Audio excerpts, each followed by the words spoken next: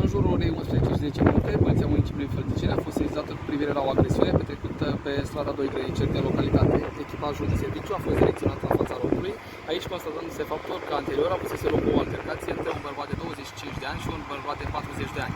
La fața locului a fost găsit doar bărbatul de 25 de ani, în sprijinul acestuia sosind de la scurt timp și tatăl său, un alt bărbat din municipiul Fălticeni, în vârstă de 50 de ani.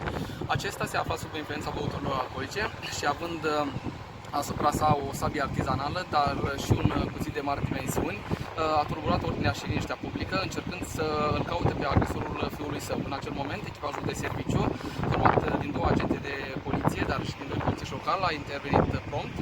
Polițistele au reușit, după pulverizarea spray-ului irritant lacrimogen, să îl imobilizeze pe agresorul de 50 de ani și de asemenea ulterior să-l încătușeze și să-l conducă la sediul postului de poliție. La această oră, agresorul este audiat, urmând a fi prezentat și procurorului de caz, în cauză urmând a se dispune și măsuri procesuale.